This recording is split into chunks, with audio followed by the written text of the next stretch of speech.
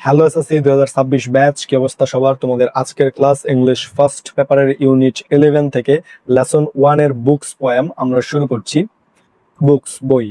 এই কবিতার মাধ্যমে কবি বইয়ের বিশাল জগৎ নিয়ে আলোচনা করার সূত্রপাত করেছেন। লিখেছেন এলিনোর ফার্জন।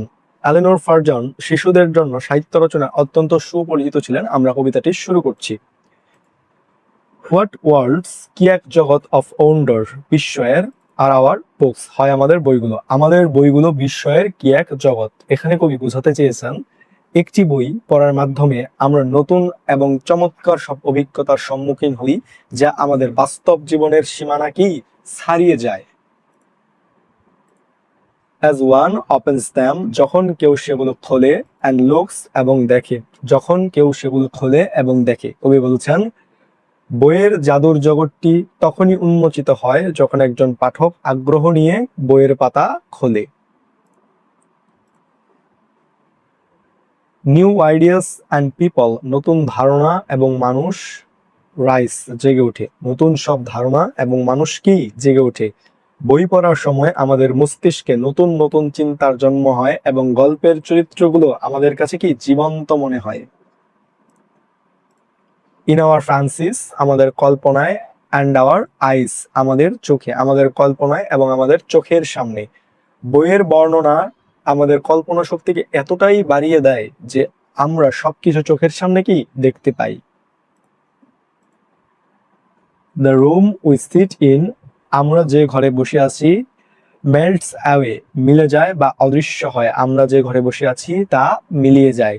বইয়ের ভেতরে গভীরভাবে ডুবে গেলে আমরা আমাদের চারপাশের বাস্তব পরিবেশের কথা কি ভুলে যাই।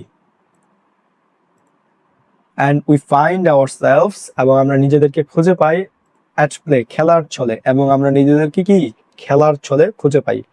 বই পড়ার আনন্দকে কবি খেলার আনন্দের সাথে তুলনা করেছেন, যা আমাদের মনকে কি সতেজ করে। উইথ সামন হো, এমন কারো সাথে যে, বিফোর দ্য এন্ড, শেষ হওয়ার আগে, এমন কারো সাথে যে শেষ হওয়ার আগে।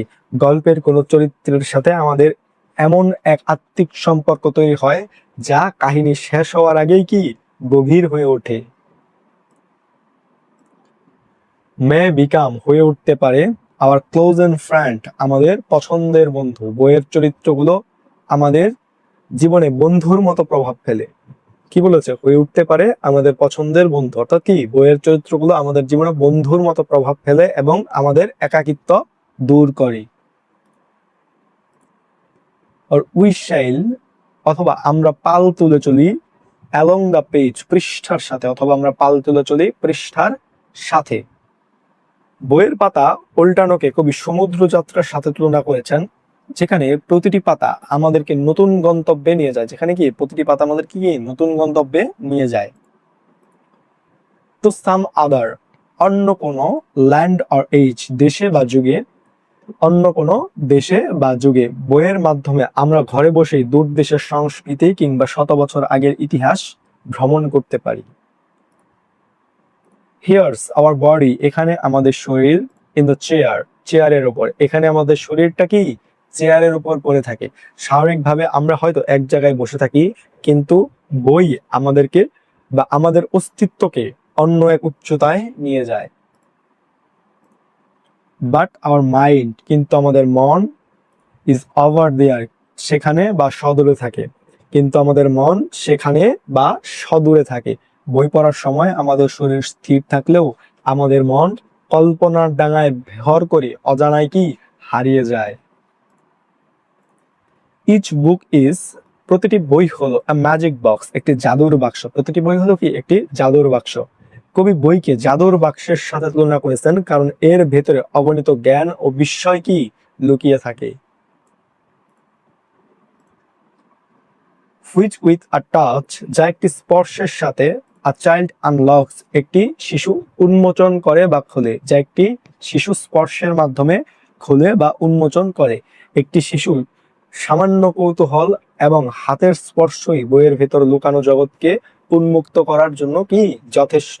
একটি শিশুর সামান্য কৌতূহল এবং হাতের স্পর্শই কিন্তু কি বইয়ের ভেতর যে লুকানো জগৎ আছে সেই জগৎকে উন্মুক্ত করার জন্য যথেষ্ট। ইন বিটুইন মাঝখানে, দেয়ার আউটসাইড কভার্স এদের বাইরের মলাট, এগুলোর বাইরের মলাটের মাঝে। বইয়ের বাইরের মলাট সাধারণ মনে হলেও এর ভেতরেই লুকিয়ে থাকে অসীম সম্ভাবনা। বুক হোল্ড অল থিংস, বুক সবকিছু ধরে রাখে ফর দেয়ার লাভার্স, তাদের প্রেমিকদের জন্য বা পাঠকদের জন্য। বই তার প্রেমিক বা পাঠকদের জন্য কি সবকিছু ধারণ করে। এখানে কবি যা বুঝিয়েছেন সেটা হচ্ছে যারা বইকে ভালোবাসে তাদের জন্য বই হলো জ্ঞান, আনন্দ এবং সান্ত্বনার এক অফুরন্ত উৎস। তো এই ছিল ইংলিশ ফার্স্ট পেপারের ইউনিট 11 এর লেসন 1 এর বুকস পয়েমটি। তোমরা যদি কমেন্ট করো এখান থেকে আমি তোমাদেরকে এমসিকিউ এবং প্রশ্ন পড়িয়ে দিতে পারি। তোমাদের সকলের জন্য শুভকামনা থাকলো। ধন্যবাদ সবাইকে।